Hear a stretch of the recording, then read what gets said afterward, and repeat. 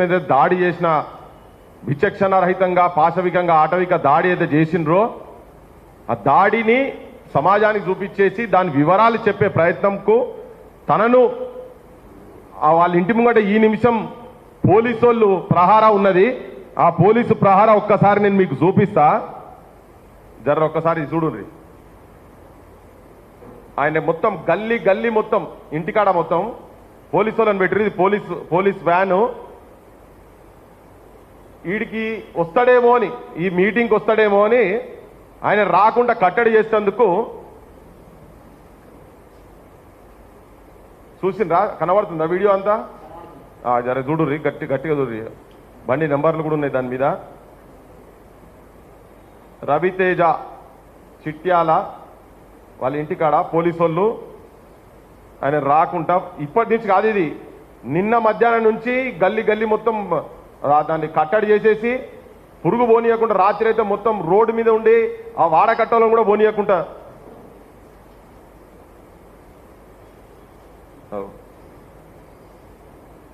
నేను ముఖ్యమంత్రిది ఇంకా అయిపోలే, ఇది ఒక్కసారి చూడండి మొత్తం.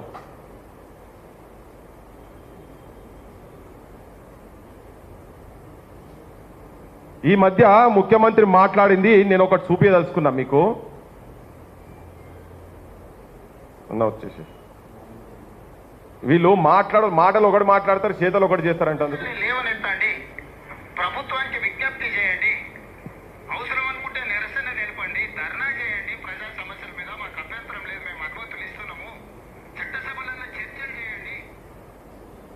మళ్ళొక్కసారి జనాలు లేవనెత్తండి, ప్రభుత్వానికి విజ్ఞప్తి చేయండి, అవసరం అనుకుంటే నిరసన నిలపండి, ధర్నా చేయండి, ప్రజా సమస్యల మీద మాకు అభ్యంతరం లేదు, మేము అనుమతులు ఇస్తున్నాము, చట్టసభలలో చర్చలు చేయండి.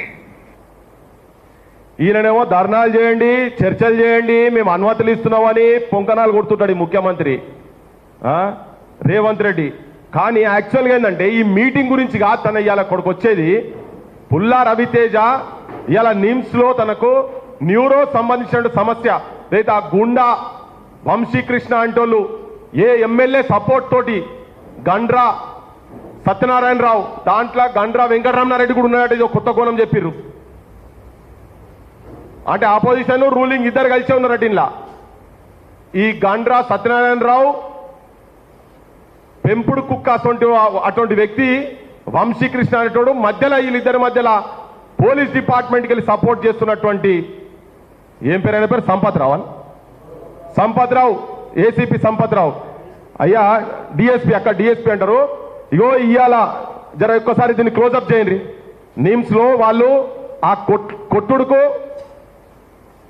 ఆయనకు నరాలకు కూడా ఇబ్బంది అయి ఉంటే ఇలా నిమ్స్ హాస్పిటల్లో తనకు అపాయింట్మెంట్ ఉన్నది. నిమ్స్కు పోతాము మేము అంటే కూడా ఈ మీటింగ్కి ఆడొస్తాడు అని చెప్పని ఆయన ఇంటికాడ నిన్న మధ్యాహ్నం నుంచి పోలీసు వాళ్ళని పెట్టిరు. చూడు ఇగో ఇక్కడ నేను క్లియర్ కట్గా చూపిస్తున్నా. న్యూరాలజీ యూనిట్ 2లో అపాయింట్మెంట్ ఉన్నది తనకి. అలా పుల్లా రవీందర్ డేట్ చూడండి, 24th ఆగస్ట్. ఇవాళ తనకు హాస్పిటల్ అపాయింట్మెంట్ ఉన్నది. దెబ్బలు కొడతారు మీరే, బీమారు ఉన్నోని మొత్తం ఇలాజ్ కాకముందే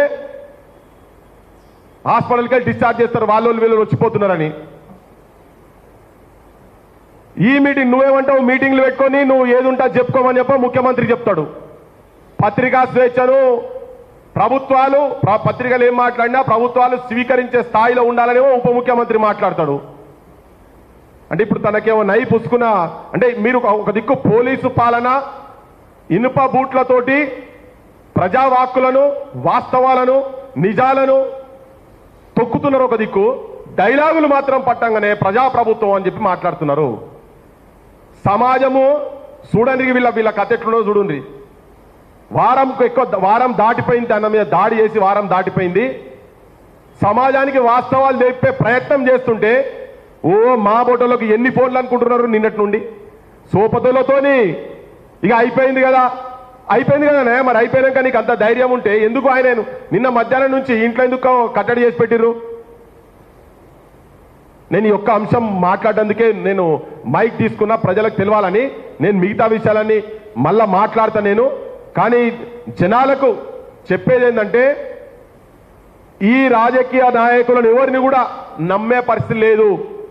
ఒక కటిక పేదరికంలో ఉన్నటువంటి 20-25 సంవత్సరాల నుంచి జర్నలిజం చేస్తున్నటువంటి పుల్లా రవితేజ ఇంటికి నేను, రఘు, సీను మా టీం అంతా పోయాడ చూసిన తర్వాత, ఆయన ఆర్థిక పరిస్థితి చూసిన తర్వాత చలించి ఆయనను ఎంత ఘోరంగా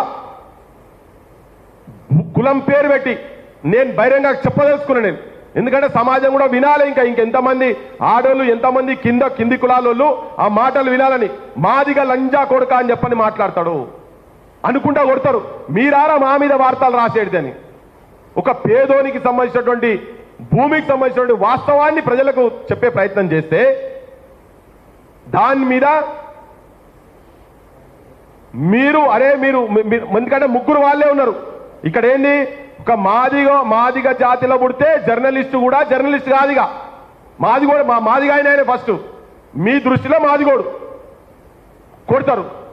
3 రోజుల వరకు 4 రోజుల వరకు ఎవరు దాని దిక్కు కూడా పోరు. మాకు కూడా చెప్పిండ్రు. మాకు కూడా 1-2 రోజులు ఆలస్యమైంది ఇక్కడ ఉన్న పరిస్థితులు చూసుకొని. ఎవరన్నా పోయి ఆడ మాట్లాడతారా, బహిరంగం చేస్తారా అని చూసినాం. తర్వాత పోయినాం మేము ఆడికి. పోయిన తర్వాత రగుండి జర్రా నువ్వు లేచి కూర్చోగలుగుతావా అంటే అట్లా రెక్కలు ఇట్లా పట్టుకొని ఇట్లా అంటే ఒక్కసారి కలుక్కుమని కళ్ళకి నీళ్ళు వచ్చినాయి.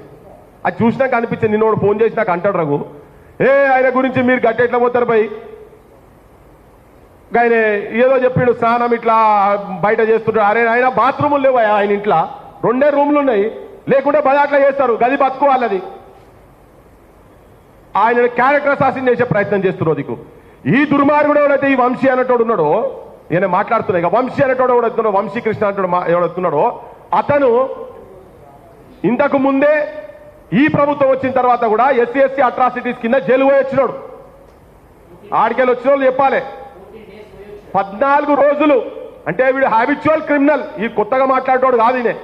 ఇంతకుముందు కూడా మాట్లాడండి. ఈయన ఇంతకుముందు కూడా దళితులను కులం పేరు పెట్టి తిడితేనే తీసుకపోయి SC అట్రాసిటీస్ కింద 14 రోజులు పోయిండు.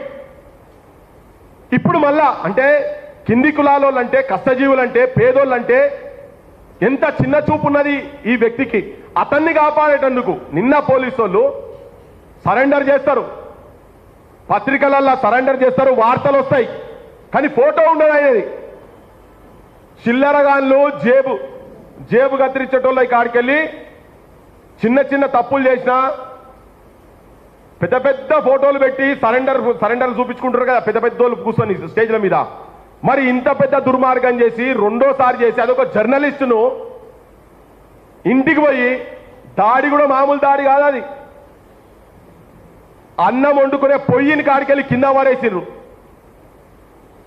ఫ్రిడ్జ్ని కింద పడేసిర్రు, చిన్న టీవీ ఉంటే టీవీ వల్ల కొట్టిర్రు, అద్దాలు వల్ల కొట్టిర్రు, చిందర వందర చేసిర్రు. రౌడీగా అన్నలు గట్వంటోళ్ళని అంటారు. రౌడీ సీటర్లు అంటే గట్వంటోళ్ళే. నా మీద రౌడీ సీటర్ ఉన్నది ప్రూవ్ చేస్తారా అని మీరందరూ పోలీసులు అందరూ ఒకటే ఉన్నారు. నేను పేపర్లో వచ్చింది నాకు వార్త ఫోటో ఉండదు దాంట్లో. అంటే ఇప్పటికీ కూడా పోలీసు వాళ్ళు ఆయనను ఆయన ఐడెంటిటీని ఆయన ఇంకా కాపాడే ప్రయత్నం ఇప్పుడు ఈ నిమిషం వరకు కూడా చేస్తున్నారు. మీకు అంత ప్రేమేంది భయ్? దీనిలో బరాబర్ 200% 100కు 200% ఎమ్మెల్యే అందులో కలిసి ఉన్నాడు. ఆయనే ఇషారాతోనే నడుస్తున్నది. నేను కాంగ్రెస్ పార్టీలో నడుస్తున్న బాగా డిసిప్లినరీ కమిటీలు, డిసిప్లినరీ యాక్షన్లు ఇప్పుడు వస్తున్నాయి కదా, చేస్తున్నారు కదా మీరంతా. ఈ డిసిప్లినరీ వాళ్ళందరూ నేనేమడుతున్నా అంటే ఒక జర్నలిస్టు, మాదిగ జర్నలిస్టును మీద నీ కాంగ్రెస్ పార్టీ ప్రధాన కార్యదర్శి, భూపాలపల్లి జిల్లా ప్రధాన కార్యదర్శి, ఇది రెండో క్రైమ్. మళ్ళా